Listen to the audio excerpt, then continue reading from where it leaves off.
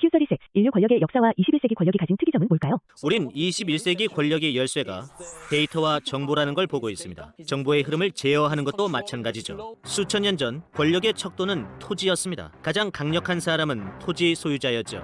하지만 지난 200년에 걸쳐 토지의 중요성은 떨어지고 기계와 공장이 중요해졌습니다. 국가와 세계를 통제하는 권력은 무엇보다도 산업체, 공장, 기계를 손에 넣은 집단이었죠. 이제 데이터는 기계와 공장을 대체하고 힘의 원천이 되고 있습니다. 데이터가 특이한 건 한 곳에 모을 수 있다는 거죠. 예전의 힘과는 다르게요. 토지를 모두 한 곳에 모을 수 없잖아요. 물리적으로 불가능하죠. 모든 공장을 한 곳에 모으는 것도 불가능합니다. 하지만 데이터는 모두 한 곳에 모을 수 있죠. 하나의 정부 혹은 하나의 회사가 전 세계 데이터의 흐름을 모두 통제할 수 있습니다. Q37 디지털 제국주의란 무엇이며 문제점은 뭔가요? 지금 우린 두 나라가 전 세계의 데이터를 걷어들이고 데이터의 흐름을 제어하려고 싸우는 걸 보고 있습니다. 미국과 중국이 그러고 있죠. 이건 새로운 제국주의 같은 겁니다. 디지털 제국주의죠. 과거엔 다른 나라를 통제하려면 군대를 보내야 했어요. 오늘날 국가를 통제하기 위해선 군대를 보낼 필요가 없어요. 데이터를 꺼내기만 하면 됩니다. 10년 또는 20년 후를 상상해보세요. 중국에서 미국으로 데이터를 옮길 수 있는 누군가가 한국의 정치인, 기자, 군 장교, 판사들의 모든 정보가 유출된다면요. 건강 상태, 사생활, 성생활이나 뇌물 수수까지 모르는 게 없죠. 그래도 한국이 독립국가로 살아남을 수 있을까요? Q38 앞으로 우리가 24시간 감시당할 수도 있다니 진심이세요? 오늘날 역사상 처음으로 모든 사람을 24시간 감시하는 게 가능해졌습니다. 어떤 사람을 그 사람 자신보다 더 잘 알 수 있게 됐죠. 과거에는 불가능했어요. 심지어 마오쩌둥 치하의 중국 같은 전체주의 국가에서도 비밀 경찰이 중국 국민 전부를 하루 24시간 감시하는 게 불가능했죠. 하지만 지금은 가능하죠. 이제 누군가를 감시할 때 사람이 필요하지 않아요. 카메라와 마이크, 스마트폰과 드론이 우리 모두에 대한 정보를 수집하죠. 데이터를 분석할 때도 인간이 필요하지 않습니다. AI가 다 할 수 있으니까요. 이제 모든 사람을 항상 감시하는 게 가능해졌습니다. 이건 역사상 어느 때보다도 강력한 전체주의 체제의 기초가 될 수 있죠. Q39 신제국주의는 어떤 방식으로 돌아가나요? 과거 제국주의 시대에 지배국가와 식민지가 교역하던 방식을 생각해보세요. 식민지에서 생산한 면, 구리, 석탄 같은 원자재를 지배국에 보냈죠. 그럼 제국주의 본토에서는 정교한 기술로 다양한 제품을 만들었습니다. 자동차나 섬유 같은 완제품을 만들어서 그걸 다시 식민지에 팔았죠. AI 산업과 함께 이런 일이 또 일어나고 있습니다. AI의 원료는 데이터죠. 전 세계에서 원료로 수확된 데이터들이 제국주의 중심국으로 보내지고 있습니다. 중심국은 데이터를 분석해서 우리 시대의 정교한 기술을 만들어내는 데 사용하고 있습니다. 그렇게 만들어진 스마트 기계에 AI는 다시 데이터 원산지로 가서 판매되거나 때로는 강제로 도입되고 있습니다. 이게 바로 21세기에 나타나는 새로운 유형의 권력 관계죠. Q40 데이터 기술을 인간에게 유익하게 사용하기 위한 제1원칙은 뭘까요? 우선 첫 번째 원칙은 내 데이터는 나를 돕기 위해 사용돼야지 절대 날 조종하는 도구가 돼서는 안 된다는 겁니다. 내 데이터니까요. 데이터를 수집해서 누군가를 조종하거나 필요하지 않은 물건을 팔려고 하거나 정치적 성향을 바꾸려는 정당에게 파는 것은 엄격하게 금지해야 합니다. 물론 데이터를 수집할 수는 있죠. 예를 들어 다음 팬데믹을 막기 위해서 그러는 건 괜찮아요. 이건 오래된 원칙이죠. 제 정보도 누군가 갖고 있어요. 예를 들어 제 담당 의사는 몇 년 동안 저에 대해 엄청나게 많은 정보를 알게 됐죠. 아주 사적인 정보나 저도 모르는 정보까지요.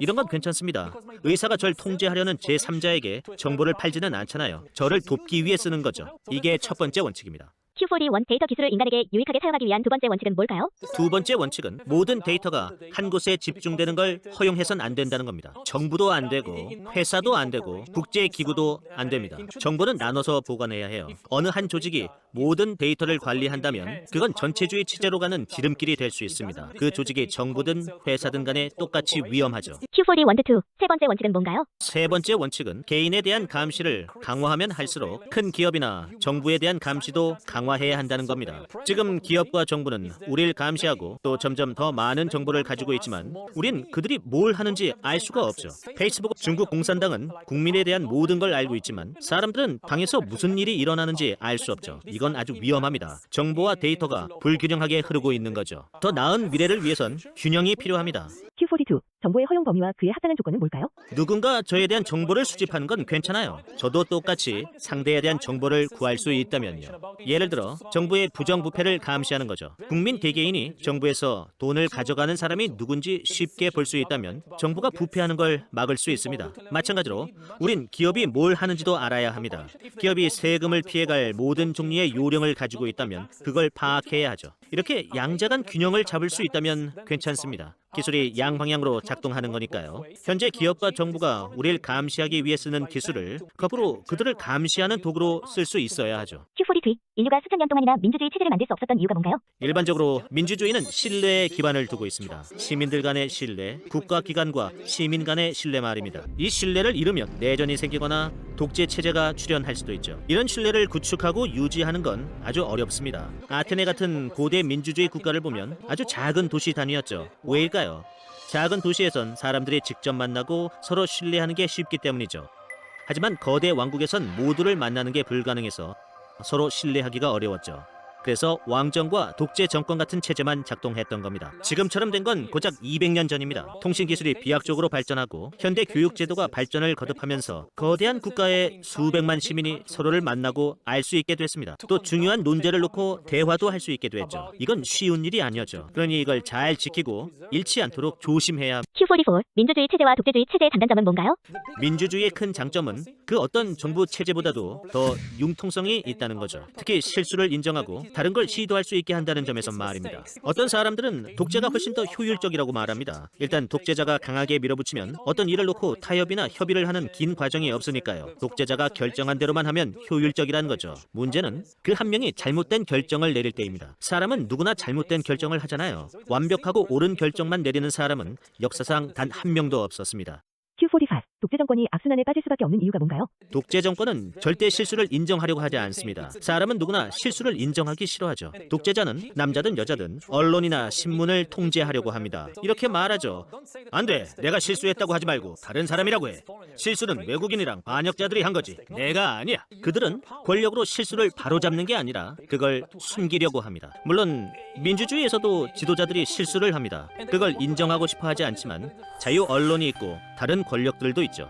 그래서 실수를 폭로하거나 다른 대책을 세우기 쉬워요. 지도자나 정부를 교체하는 거죠. 이들이 부족하면요. 이렇게 시간이 흐르면서 민주주의는 실수에서 교훈을 얻고 그걸 통해 발전합니다. 다른 체제에 비해 그 과정이 훨씬 잘 이루어지죠. Q46. 민주주의 체제를 잘 유지하려면 앞으로 우리는 어떻게 해야 할까요? 우린 민주주의의 의미가 뭔지 정확히 해야 합니다. 많은 사람들이 선거만 하면 민주주의라고 단순하게 생각합니다. 그건 민주주의가 아닙니다. 다수결 독재일 뿐이에요. 선거는 도구일 뿐입니다. 민주주의란 모든 시민들의 기본적 자유와 기본적 권리를 보장해주는 걸 말하죠. 이건 어떤 정부가 들어서도 마찬가지입니다. 국민의 99%가 나머지 1%를 강제 수용소에 끌고 가서 죽이자고 투표하는 건 민주주의가 아니죠. 국민 51%가 나머지 49%의 투표권을 박탈하자고 투표해도 민주주의가 아니죠. 물론 과반수 사람들이 정부를 선출할 권리는 있습니다. 그 정부가 과세 제도나 전쟁, 평화에 대한 결정을 내리겠죠. 하지만 진정한 민주주의를 위해서는 모두에게 항상 기본적인 자유와 권리를 보장해야 하며 다수 의견뿐 아니라 소수 의견도 당연히 존중해야 합니다.